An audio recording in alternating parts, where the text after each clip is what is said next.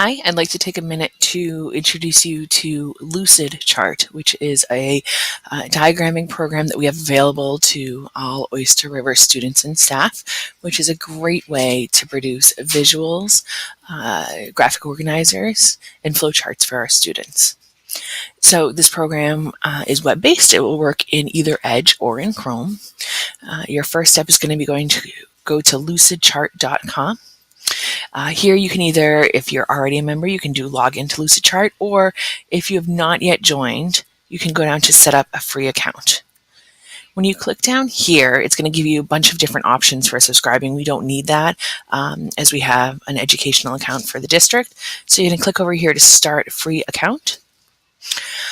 In here, you're going to just put your first name, and then you're going to enter your orcsd.org email as your login, and then choose a password and hit register. The free subscription relies on the orcsd.org domain name, so make sure that you're using that domain when you're logging in. At that point, you'll be able to log in. It might take a day or so for the initial education account information to be pushed in, but then you'll have access to the full program. If you don't have access to the full program, you can see up here in the left-hand corner that it just says recent documents shared with me trash. There's no limit right down here. If it were not the free educational access, it would say 1 out of 3 documents created or things like this.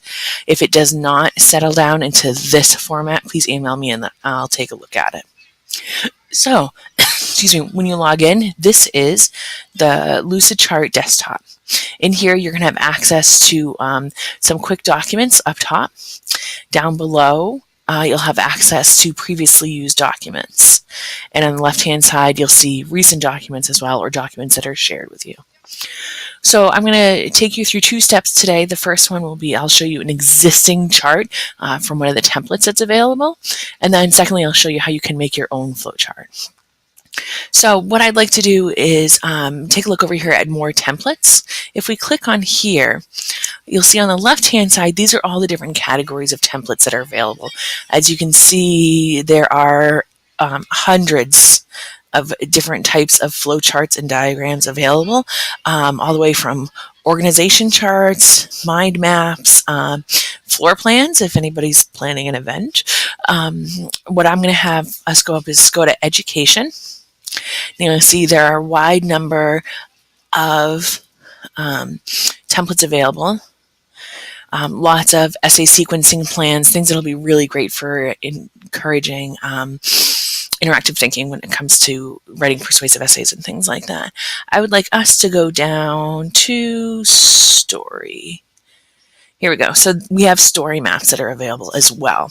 So if we take a look at, let's try this one.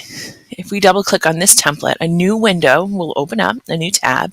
It will load the diagram for you. Now, if your students or yourself prefer to just have a paper copy, you can take this whole template, file, and print, and you can hand out paper copies if that's what you prefer. However, for our students who are using computer-based access, or if you want to share this so that multiple people can work on it at one time, you're going to leave it right here on the desktop. So up here you have a regular toolbar, just like you'd see in almost every word processing program. On the left-hand side are the different shapes and containers that are available for you to use from if you want to add additional information. And on the right-hand side, these are all the different settings that you can adjust. We'll get into more of those in a further training. So right here, this is our main outline. We have a spot for your student's name, the date, all that good information. So we're going to say that the story we evaluate today is Cinderella. So I am going to click within this text box, the setting.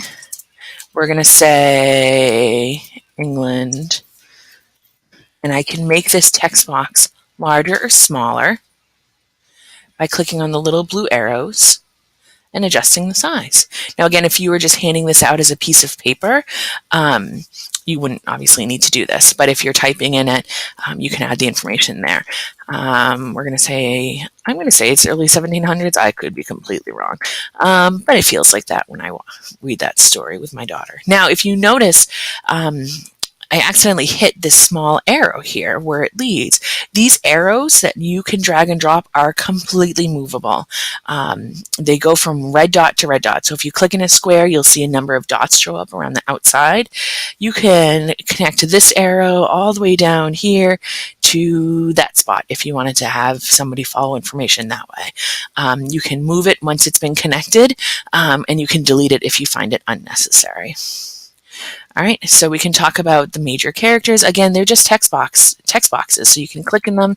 You can adjust them up here, just as you would with a normal text box. You can change font size, alignment, things like that.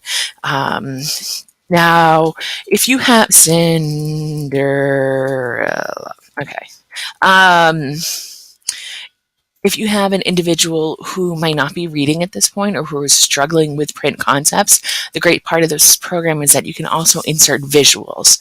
So if you look up here on the left-hand side where you see the mountain icon right up here, you can either choose an image that is already on your desktop, or you can open up a new tab and search for an image.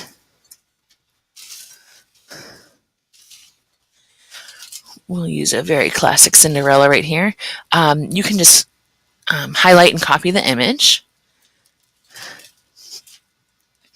and then go back to your story map here, right-click, and paste, and it will load the picture in for you. So this will be really great for our visual learners who require more visual supports in their documents, or for individuals who are still processing text in a more visual manner. So we have Cinderella, and you can add pictures or text for who the other main characters are. It lays it down really nicely into plot and problems, different events, the outcome. Again, it's just like a typical graphic organizer at that point. You can add more information to a template quite easily just by going over to the flowchart or these containers. In order to add a picture, you just click and drag. So I'm holding it down, and you see the little fist show up. And I'm going to drag it over, and it will try to line it up with whatever else is already in your document, try to make it look neat. You'll notice that you have a small arrow that you can turn the image. You can resize it by using these squares. Or if you notice you have those red dots again, that's where you can drag a line from one shape to another shape. If you scroll down way to the bottom, you'll also see that you have just plain text boxes that you can enter. Sticky notes, if your students are collaborating on something and sending it to you for your review, you can add a sticky note so you can make a comment on something. And then these are just your basic line shapes. When the individual is done with their flowchart or you're ready to print it, you can go to File and Print, and you can print it out for a student on the regular printer copiers here at Oyster River. Or you can also share it. So you can share this among individuals within the district. They can either get a shareable link, or they can edit as well. They can comment, or they can just view it. This is a really great opportunity for students to collaborate on a document, and everything automatically backs up and saves. So it's a really great option for allowing that interaction. So that's the very basic information in terms of using a pre-made template in lucidchart. We're going to go up to File, and I'm going to briefly show you how to make your own. So when I go to New, you'll see again you have all these categories on the left-hand side of different templates that are pre-made. You can also just make a blank diagram, and that's what we're going to take a look at now. It'll open up a new tab again for you. And again, you have the same basic layout, but you'll notice right here in the middle of the screen we have no flowchart boxes set up already. So here we have our flowchart shapes. Again, in the business world, each of them have more specific options or reasons for having those specific shapes or concepts. I'm just going to drag some concepts over here, and you'll notice that You can make any shapes. You can, again, resize them to any way you want. There will be text inside them already. You can just double click on the actual text, delete it, and enter your own text. Or if you're so inclined, you can again use this text box. You can insert text outside of the document, or if by accident you double click that and delete it, you can drag a text box over into a specific shape. As with the flowchart shapes and the other shapes down below, the text boxes you can rotate, you can flip, you can resize, and again, you can change all of those options up here in this top row as well. When you go into the different shapes, you can also change colors, so you can add a fill, you can change the line density as well, and the line options are also available so that you can make all your arrows curved or rounded, and you can change how your endpoint looks, so whether it's a solid arrow or a clear arrow. Again, you can insert different images as below. You can also insert creator names, so if you have a student who is a group of students who are collaborating on something, you can just have them insert their creator name, so you know who has been working on what document. And then if you're interested in sharing the document, up in the right hand side, again, you click here, you give it a name, and then you can insert the email addresses of who you'd like to share this with. So this is lucidchart. I hope this was helpful for you. I hope that you can use it to really support our students organize their writing and their information a little more visually. And if you have any questions at any point in time, please reach out to me. Thank you so much.